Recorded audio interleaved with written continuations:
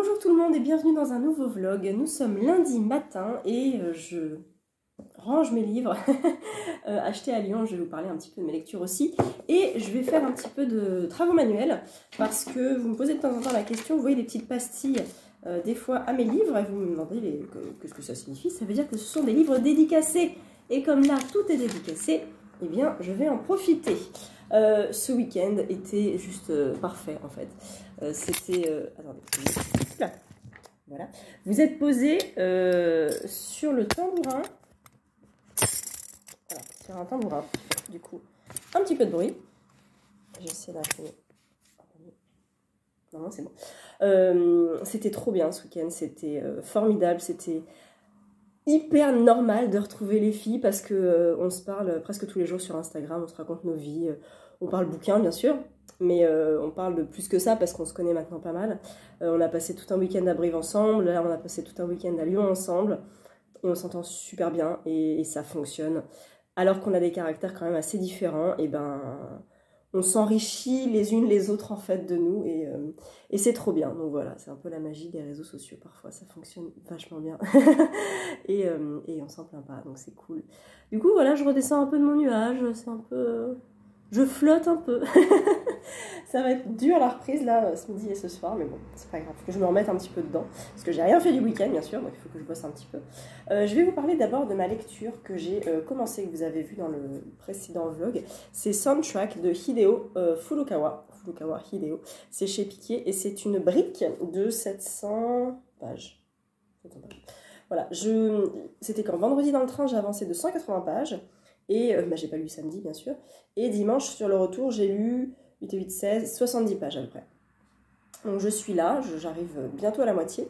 C'est assez particulier, c'est donc l'histoire de deux jeunes qui sont retrouvés sur une île, enfin qui s'échouent sur une île. Deux petits-enfants, Tuta qui a 6 ans et j'ai oublié son nom, enfin c'est pas que j'ai oublié, c'est qu'il est compliqué. Tuta et Hitsujiko.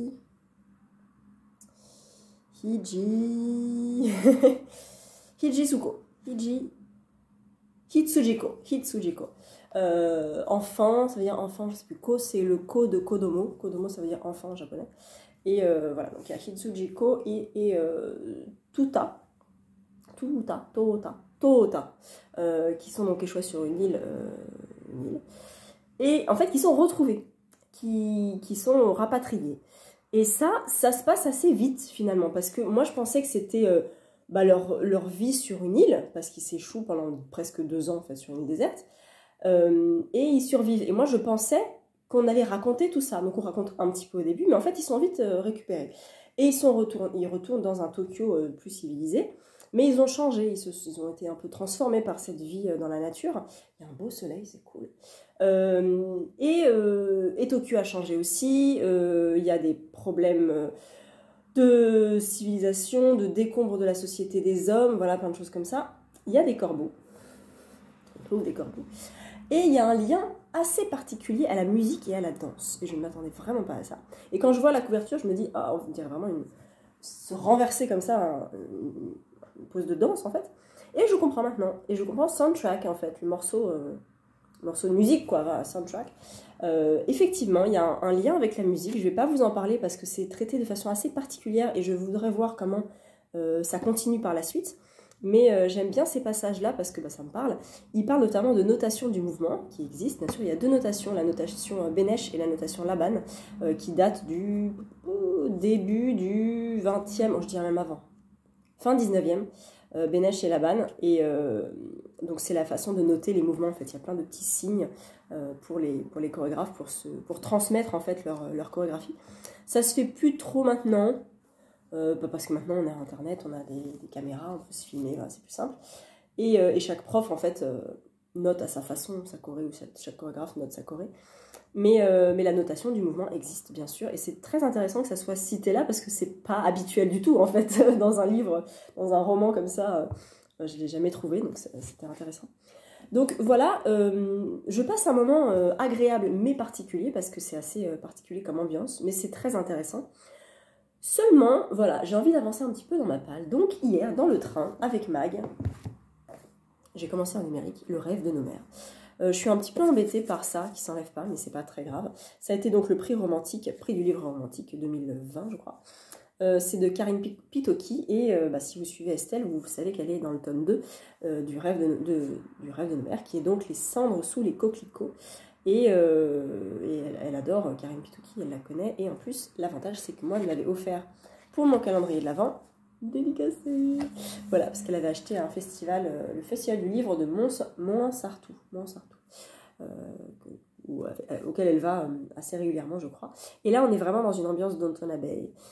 Il est très court et on est avec des domestiques, tout ça. Alors moi, Downton Abbey, j'ai vu un épisode. Voilà. J'aime beaucoup, mais je ne prends pas le temps de regarder des séries Netflix. Je n'arrive pas à prendre le temps. Quand j'ai du temps, je lis plutôt que de regarder des séries. Mais j'avoue que Downton Abbey, j'ai bien envie de m'y remettre parce qu'elle est sur Netflix là.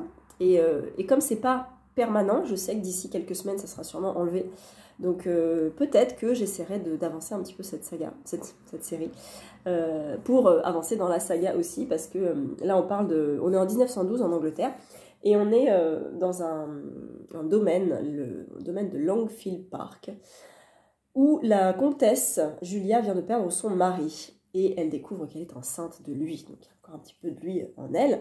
Je veux pas lire plus que ça, parce que je suis à page 58. J'ai mis d'ailleurs mon beau marque-page littérature blanche de Léa. Et voilà, je ne veux pas en savoir plus, je veux vraiment découvrir cette histoire. Mais on est avec deux femmes, Edna, qui est domestique au domaine Longfield Park. Et non. Ah oui, il y a... Non. Edna, elle est ancienne domestique. Et la domestique actuelle, comment elle s'appelle déjà? Anna? Je sais plus. Alma. Voilà, donc Alma qui est la domestique de Julia et Edna qui est une ancienne domestique. Donc on suit ces deux femmes. Edna qui n'a pas une vie super facile actuellement parce qu'elle est battue par son mari, mais il y a Will qui va un petit peu la sauver de ça. Voilà. Je ne vous en dis pas plus parce que je n'en sais pas plus, je découvre au fur et à mesure. En tout cas, c'est très bien écrit, c'est très agréable comme ambiance. Donc voilà pour mes lectures de la semaine, mais je pense que j'en commencerai un autre parce que j'ai un petit peu de temps de transport cette semaine.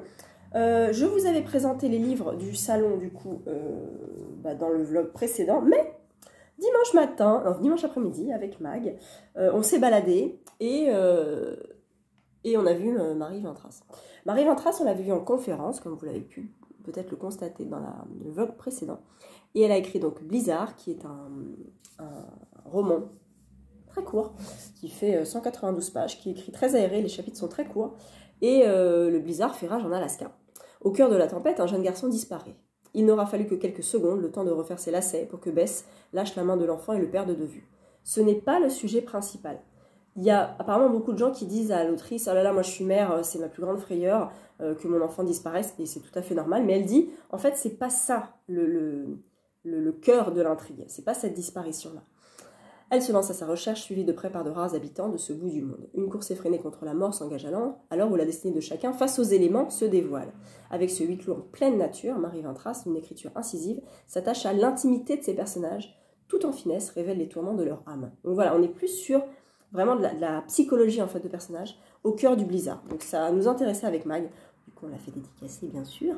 Donc voilà, c'était le dernier petit achat qui rentrait dans la valise tout pile pour rentrer après sur Paris. Donc, je vais enlever ça. Hop.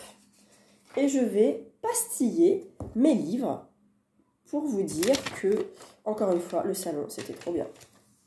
C'est passionnant, n'est-ce pas? Édition de l'Olivier. C'est mon première édition de l'Olivier.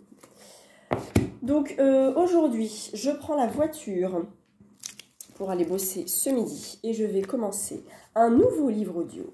J'hésite entre La Sœur de l'ombre de Lucinda Riley qui est dans ma palle pour le mois d'avril, ou alors Le mystère de la main rouge de Henry Lovenbroek qui est dans ma palle mais pas encore dans ma palle enfin elle n'est pas dans ma palle d'avril en fait.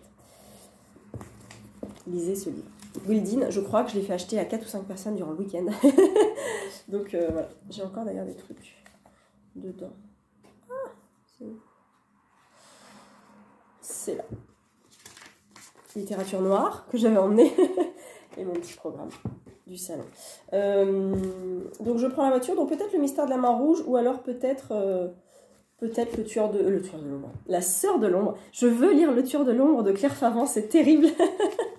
J'ai hyper envie de le lire. Si je réussis à l'intégrer là bientôt, je pense que je vais le lire, parce que c'est le 2e tome de la saga de Will, et j'ai super envie de le dévorer, bien sûr. Donc voilà pour les livres audio ce midi et ce soir aussi, puisque je reprends aussi la voiture ce soir. Où est-ce que je vais le mettre, ça? Et demain j'y vais comment demain? Ah bah en voiture aussi, donc ça veut dire que là aujourd'hui je vais pouvoir pas mal avancer mes lectures, ça va être cool, lecture audio. Et puis voilà, et celui-là il est aussi dédicacé, le dernier Pitoki, j'en profite. Je pastille. Voilà, tous les livres nouvellement pastillés. Hop là. Cette farandole de couleurs, c'est magnifique. Voilà. J'ai pas de réception parce qu'il est 8h30, donc le facteur n'est pas encore passé. Je vous reprendrai sûrement demain. Donc ça veut dire que j'aurai sûrement avancé le rêve de nos mères. Ah bah non, pas demain, parce que je prends pas les transports demain, je prends les transports que demain soir. Donc j'avancerai une lecture audio, je vous dirai un petit peu ce que j'ai pris. Je vous reprends 2 minutes parce que j'ai reçu des choses dans la boîte aux lettres. 3 colis et c'est 3 Pocket. Ils auraient pu mettre un seul colis, hein, mais ils aiment bien les enveloppes chez Pocket. Donc il faut... J'ai 3 colis, je n'attendais rien. Donc c'est des petites choses. Oh, ah, une révélation Pocket, cool. La mer noire des Grands Lacs de Annie Lulu. Très jolie couverture. Donc ça fait partie des révélations Pocket. Oh. C'est une mer qui allait.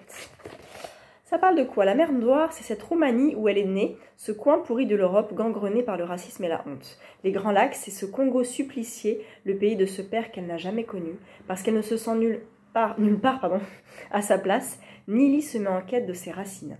À son enfant à naître, la jeune métisse raconte son voyage, ce long voyage d'une barbarie à l'autre, d'une tyrannie à l'autre, où elle retrace le fil des origines entre guerre et paix, exil intérieur et renaissance de soi-même. Waouh! Bah top, merci beaucoup. Trop bien. Trop bien. Il est tout court. Il fait 220 pages.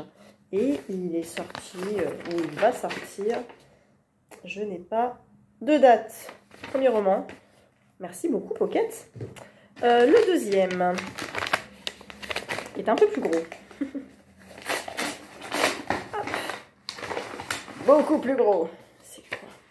Oh, un intégral. Ah, Jean, je connais ça. C'est historique. Jean-Louis Fedjane. Je ne sais pas comment ça se prononce. C'est chez Pocket. C'est un intégral. Il fait... Ah, il est un peu abîmé. Il fait presque 600 pages. Ça se passe en 1130 au nord actuel de la Syrie.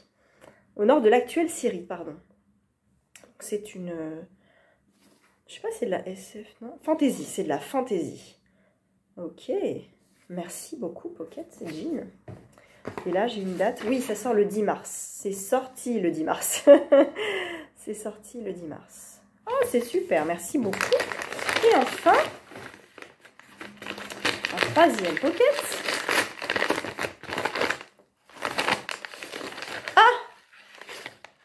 Ah, un invincible été de Catherine Bardon, qui est le 4e tome de la saga des Déracinés. Je lis le tome 2 ce mois-ci et du coup j'ai le tome 4.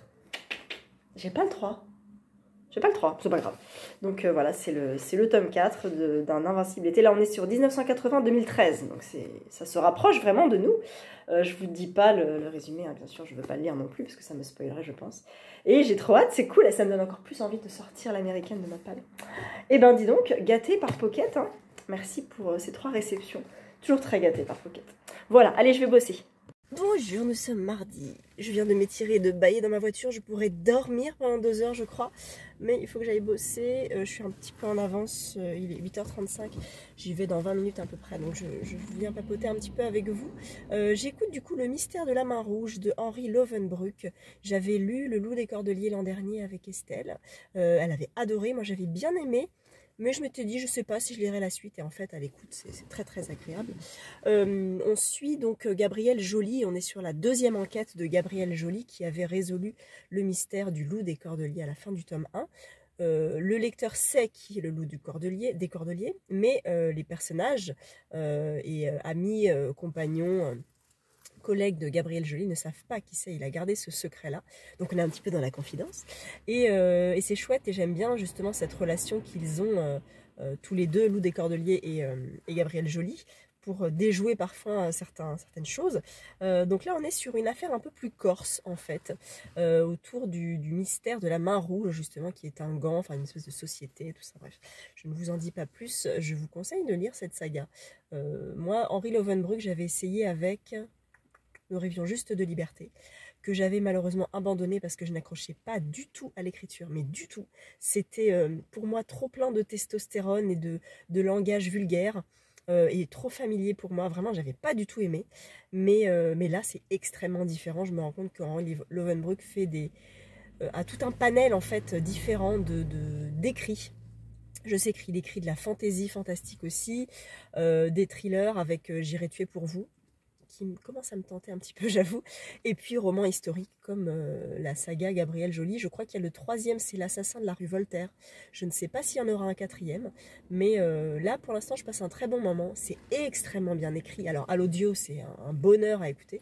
Il a des tournures de phrases, des petites descriptions de fin de phrases très agréables vraiment très travaillés, donc ils sont super agréables à l'écoute.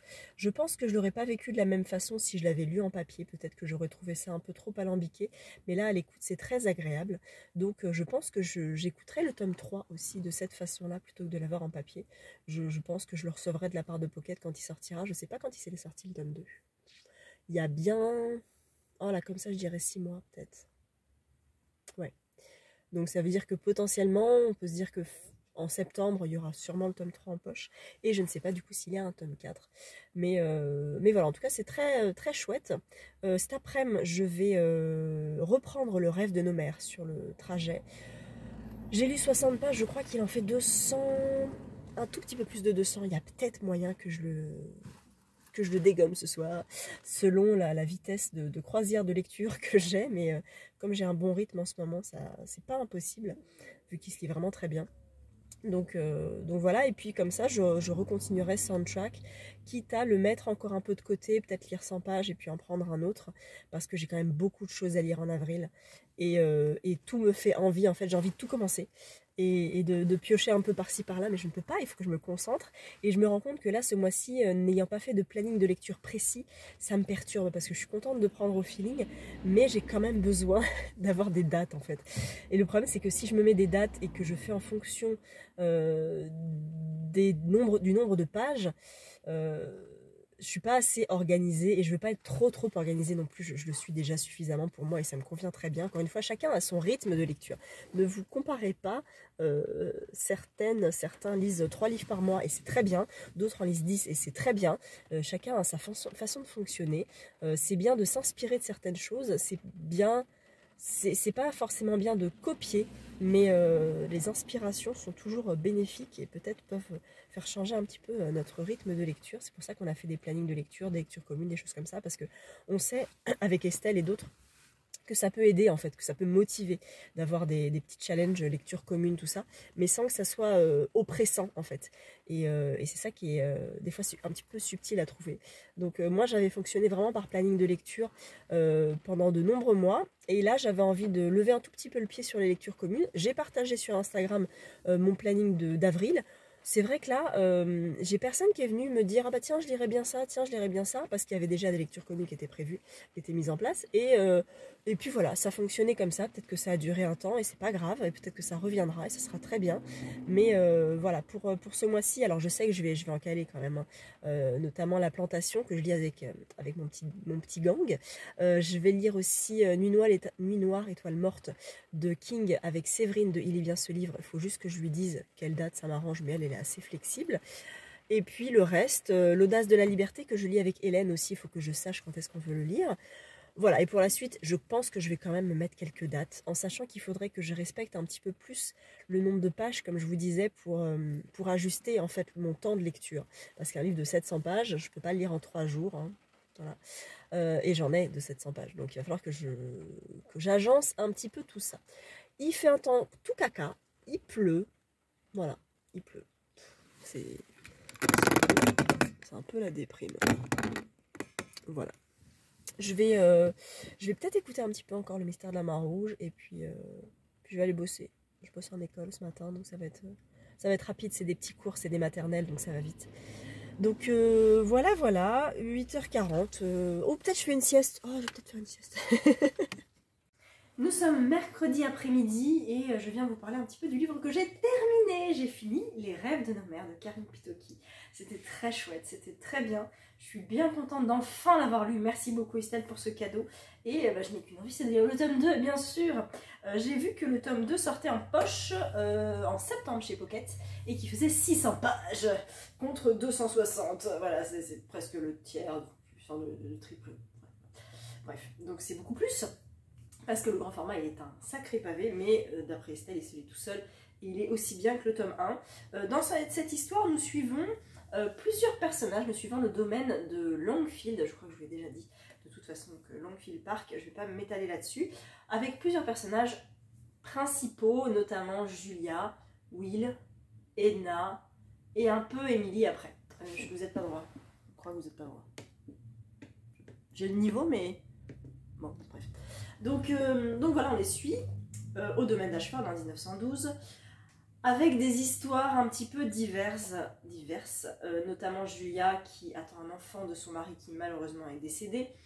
Elle se rappelle de Will, dont elle a été très proche étant enfant, mais malheureusement elle n'a pas pu rester si proche que ça parce que c'était mal vu en fait de l'épouser lui, pour son nom on va dire à elle.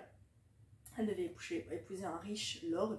Et nous suivons aussi les domestiques. Il y a Edna, il y a Louisa, il y a Magda, bref, il y en a plusieurs. Et la cousine de Julia qui s'appelle Emily, qui est un petit peu une rebelle, future suffragette, hein, je crois. La cause suffragiste, voilà, femme libre, en revendiquant haut et fort son statut de femme libre pour qu'avance la cause suffragiste. Voilà. Donc très intéressant, ces destins de femmes un peu entrecoupés, entremêlés de périodes historiques. Hein. On est en 1912, on se doute bien qu'il va y avoir un petit truc qui va arriver bientôt, voilà. Et nous, on connaît bien sûr les enjeux de cette guerre, mais les personnages ne les connaissent pas. La guerre débarque assez tard dans le roman, mais donne une fin de roman twistée comme j'aime, et vraiment j'ai adoré cette fin. Il se lit super vite. J'allais dire super tout seul, mais non. Super vite. Et vraiment, c'est bien écrit, c'est travaillé, c'est un peu court. Par moments, on aimerait un peu plus de description, que ça prenne un peu plus son temps au niveau de certaines histoires, notamment de l'histoire de Julia, en fait, le lien qu'elle avait avec son mari. Donc, je ne sais pas ce que nous réserve la suite, parce que il est gros, hein, donc est-ce que on va faire peut-être des retours dans le passé? Je ne sais pas. Mais j'aurais bien aimé en savoir un petit peu plus sur le passé de Julia, justement. Donc voilà, écoutez, c'est une très très bonne lecture. C'est pas un coup de cœur, mais c'est vraiment une très bonne lecture. J'ai passé un super moment. Et comme je reprends Downton Abbey, j'avais vu 2 épisodes et demi, et je suis à fond dedans. Voilà, parce que c'était vraiment, c'est ambiance Downton Abbey. Hein. Et je vais essayer de progresser dans cette série. Je suis un peu à la bourre, je la regarde après tout le monde, mais comme elle est sur Netflix, je voudrais en profiter pour au moins voir la saison 1, quitte à après emprunter la saison 2, etc. à la médiathèque si jamais elle est plus sur Netflix. Voilà, rien dans la bibliothèque aujourd'hui. Dans la bibliothèque, je suis en face de la bibliothèque, donc... Ah, faut que je vous montre, j'ai changé la disposition. Je vais vous montrer après. Rien dans la boîte aux lettres aujourd'hui, j'en ai reçu 3 de chez Pocket hier, donc calmos un petit peu. Au niveau des lectures, du coup, je vais reprendre Soundtrack de Hideo Fujikawa, je crois. Tout de suite, parce qu'il y a Séverine qui fait un live, Séverine, il est bien ce livre, qui fait des Twitch, des live read with me, en fait. Et je vais essayer de le prendre en cours de route un petit peu, et après je vais faire une sieste, parce que j'ai dormi 4h30 cette nuit, et j'ai un petit peu le cerveau à côté de ma tête, donc je vais essayer de faire ça, mais je vais avancer quelques pages de Soundtrack, et en parallèle, je lis une épreuve, corrigée, qui sort bientôt. Je ne peux pas vous en parler, mais je vous en parlerai lors de sa sortie. je passe en tout cas un très très bon moment. Oh, ce teaser. Voilà, donc mes bibliothèques. Alors que je vous montre un petit peu ça. Donc là, j'avais fait un réel pour T-Books. Et donc là, j'ai mis les folios. Là, j'ai l'iconoclaste. Là, j'ai Point. Et puis là, j'ai mes 3 de Zweig et Oscar Wilde. Ensuite, nous avons... Je vais le mettre comme ça. Vous êtes un peu bougeant, mais c'est pas grave. Là, j'ai du King. J'ai tous mes Kings. Là, j'ai du livre de poche. Et là aussi, j'ai du livre de poche. Là, c'est un peu le bazar, j'avoue. Mais je sais pas trop comment ranger ça. Parce qu'il y a plein de maisons d'édition différentes.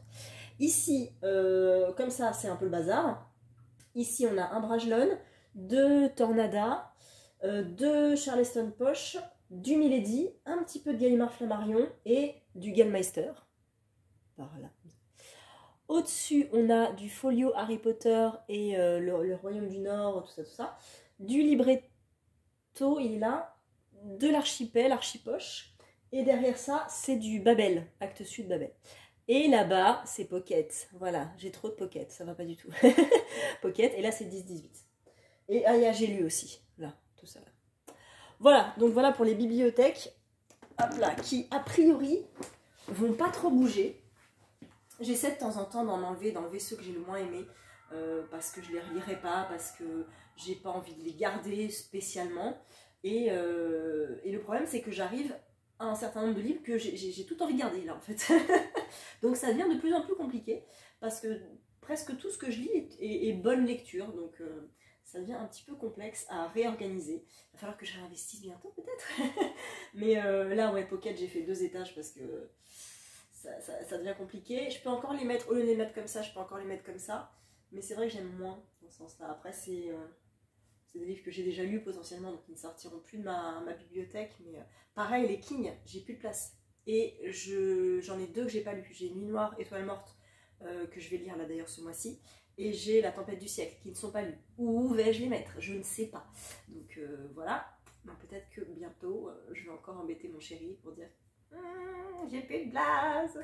Je sais pas, franchement, j'en sais rien. Mais vu que je viens d'avoir les étagères là, je me vois mal dire au fait. Voilà. Et puis j'ai plus de place, en fait, c'est surtout ça.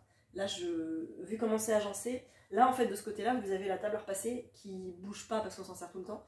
Et je n'ai pas de moyen de mettre des étagères ailleurs, en fait. Donc, il va falloir que je trouve une solution. Peut-être la bibliothèque qui est là, que vous avez là. Voilà, il y a encore là, c'est tous les Agatha Christie et Zweig. Donc peut-être que là, il y a moyen que je change cette bibliothèque-là pour une plus grande, mais je crois qu'il faut plus cette largeur-là.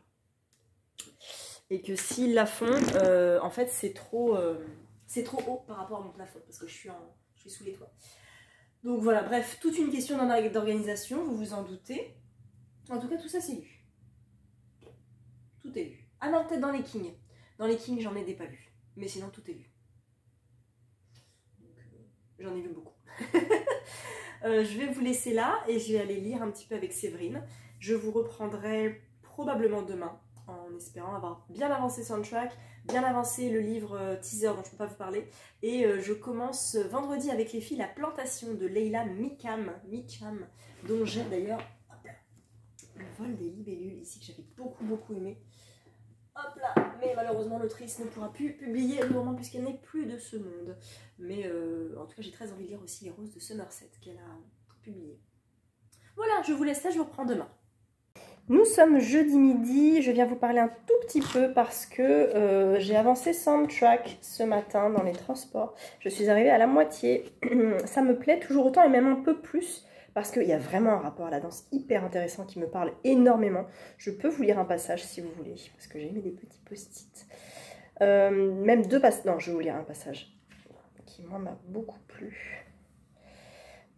Voilà, donc c'est Hitsujiko qui aime la danse, je ne vais pas dire qu'il ne vit que pour ça, mais tous ses mouvements, ses déplacements sont dansés, et c'est très intéressant.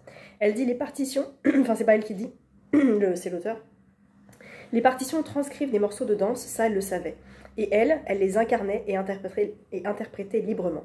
Elle en prenait le contrôle, elle se les appropriait. Elle avait de loin dépassé le niveau supérieur en solfège de la danse. Elle transformait les mouvements écrits sur la partition en fonction de leur magnétisme. En premier lieu, être vue, attirer le regard, c'était là la priorité fondamentale. L'impact d'une chorégraphie réside dans le déplacement et le contre-déplacement du centre de gravité. En danse classique, c'est la séparation en réunion successive, incessante, à chaque instant, du haut et du bas du corps, traduisant l'opposition entre l'esprit qui s'élève et la matière qui reste attachée à la terre. C'est hyper intéressant, c'est déjà très poétique et très très vrai en fait. Les figures issues de ce principe, les combinaisons, le tempo, la vitesse d'exécution, Hitsujiko recrée et réinterprète tout. Réinterprétait tout. Elle accélérait les mouvements à l'instinct. Dans le même temps, par exemple, dans la danse du sacrifice du sacre du printemps, elle transposait largement la mélodie. L'écriture du mouvement de la kinotation, la kinosphère, c'est, je ne sais plus si c'est la Banne qui l'a créé, c'est un espace comme une bulle en fait fermée avec toutes les orientations possibles en fait qu'on peut trouver en danse. Il faudrait que je me renseigne un peu mieux, mais la kinosphère, cherchez, je crois que c'est kinosphère. Je dirais début 20e.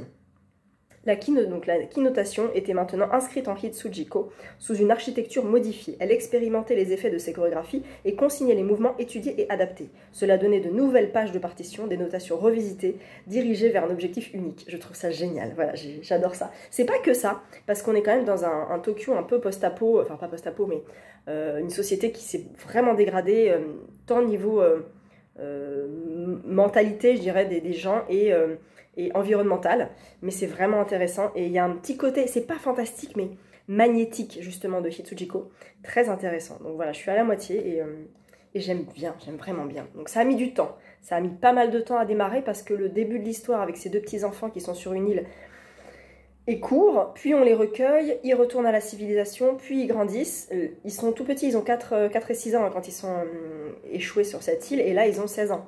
Donc il y a une espèce d'ellipse en fait dans ce bouquin qui fait qu'on n'a pas toutes les informations. Mais il y a certaines infos qui nous sont données qui sont très intéressantes. Donc ça met du temps, mais une fois qu'on est dedans, on est bien. Et moi j'aime bien être bien dans un livre, donc je prends pas mal de plaisir. Je suis passée à la librairie parce que j'avais commandé un livre. Pourquoi ? Parce que j'ai vu le vlog de Nadia, Madame rêve encore de livres, que je vous conseille de suivre parce qu'elle est bibliothécaire, elle est très pertinente sur ses remarques, elle lit beaucoup de choses et elle est super sympa en plus. Et elle voulait lire, je ne sais plus, Nancy Mitford. Nancy Mitford, c'est une des sœurs Mitford que vous retrouvez notamment, qui a existé bien sûr, dans les Jessica Fellows, les sœurs Mitford enquête, avec le premier tome qui est L'assassin du train, que j'avais beaucoup aimé parce qu'on trouvait Florence Nightingale. J'aime beaucoup cette femme et j'aimerais vraiment lire sa biographie. Et Nancy Mitford enquête avec, je crois que c'est Louisa, elle s'appelle Louisa. Et donc Nancy Mitford, Nancy Mitford est une vraie dame qui a existé et qui a vraiment écrit des livres. Elle a écrit notamment Highland Thing chez 10-18, il est petit, il fait 237 pages et il est très beau. Je trouve la couverture très jolie, très aristocratique, très Downton Abbey, hein, en plein dedans. Je vous lis le résumé. Jane Dacre, fille d'aristocrate, tiens donc, participe à une majestueuse garden party dans un grand domaine écossais. L'arrivée d'Albert Gates, peintre surréaliste fantaisiste, va perturber le cours paisible et conventionnel des festivités. Paru en Angleterre en 1931, Highland Thing est le premier roman de Nancy Mitford. Avec un humour grinçant, elle y dépeint les us et coutumes de ses contemporains aisés et insouciants en cette période de l'entre-deux-guerres. Voilà, c'est exactement ce que je voulais. J'en ai parlé à Estelle qui m'a dit « Oh, bah je l'ai !» Bah voilà. Donc on va se faire ça, je sais pas trop quand. Il est court et je sais que c'est elle qui avait écrit Christmas Pudding, dont j'avais entendu des avis plutôt mitigés. Mais celui-là me tentait bien. Il y en a un autre qui me tente, c'est Pigeon... Tir au pigeon, je crois, le tir au pigeon, il me semble. Je ne sais pas trop ce qu'elle a écrit d'autre. L'amour dans un climat froid, La poursuite de l'amour, Charivari, Tir au pigeon et Highland Fling. Et Christmas Pudding, pour moi aussi, mais peut-être que là, il était peut-être pas encore sorti en poche. Donc voilà, elle est née en 1904 à Londres, mais elle a passé une grande partie de sa vie en France. Ah ben je ne savais pas. Voilà, donc ça c'était prévu. Et ce qui n'était pas prévu, c'est que ce matin, j'ai vu la story de Mag disant qu'il y avait un livre de chez J.C. Lattès qui était sorti en poche aujourd'hui, qui s'appelle Une soif de livres et de liberté de Janet Skeslen Charles. Parce qu'en fait, je l'ai pris. Voilà. Il sort en poche aujourd'hui, le livre de poche, il fait 600 pages, c'était un beau pavé. Mais Mag m'a dit, ça parle tellement bien de livres, de cet amour des livres, qu'il m'en fallait pas beaucoup plus. Il était dans ma wishlist de base quand il est sorti en grand format. Je l'ai remis dans la wishlist à jour poche, et puis bon, je pensais pas que j'allais l'acheter aujourd'hui. J'ai demandé à mon libraire à tout hasard s'il l'avait reçu vu qu'il était sorti aujourd'hui. Oui, on l'a. Non, oui, je vous le prends. Donc voilà. Ça raconte l'histoire de Odile Souchet, 20 ans à peine, qui s'épanouit dans son travail à la Bibliothèque américaine de Paris, où elle côtoie la fameuse directrice Dorothy Reader.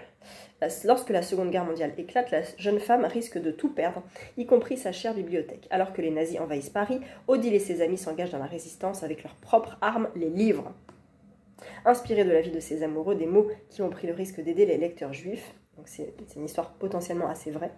Une soif de livres et de liberté explore la géographie des sentiments, les conséquences de choix irréversibles et nous enseigne comment le courage peut surgir en des circonstances et des lieux inattendus. Voilà, ça y est, voilà.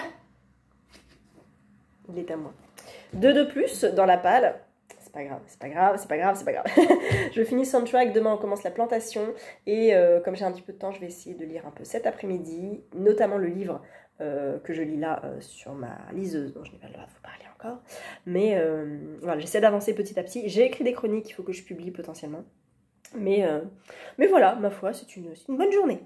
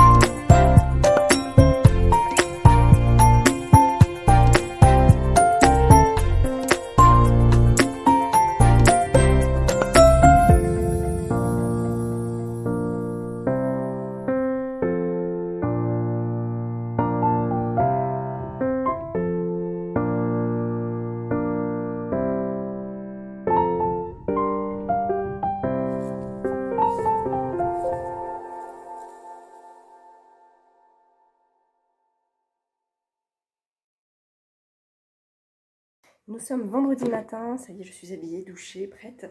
J'ai commencé ce matin, je me suis prise 1 heure pour lire La Plantation, enfin, j'ai pas tout lu, hein, de Leila Micam, chez Charleston en poche. Et j'ai lu 50 pages, voilà, 56 pages.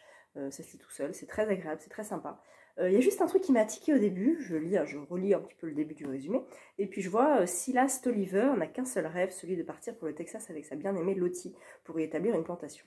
Je commence le bouquin et tout, puis je vois Silas effectivement avec sa fiancée Letty. Okay. peut-être une autre Letty, Lottie. Non, non, pas du tout, c'est bien Letty. Donc en fait, il y a une belle coquille sur la 4e de couverture. Il y a écrit Lottie à la place de Letty. Donc ça peut prêter à confusion quand on a commencé les premières pages, c'est pas très grave. Donc effectivement, on est avec la famille Tolliver et une autre famille, je sais plus, Wyndham, et aussi la famille, oh là là, ça commence.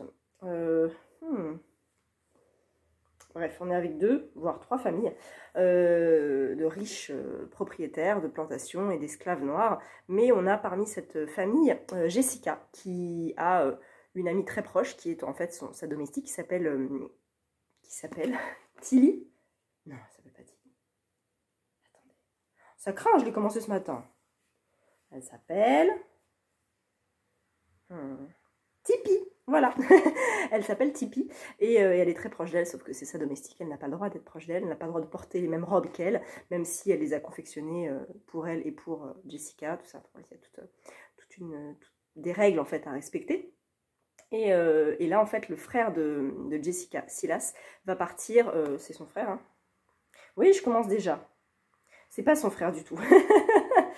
C'est pas son frère, c'est en fait, voilà, il y a Jessica Wyndham et Silas Tolliver et la famille Tolliver. Parmi la famille Tolliver, il y a Silas qui est copain avec Jeremy Wyndham. Je vais jamais y arriver. Ils sont copains et... non, c'est pas possible. Oh, ça craint, ça craint.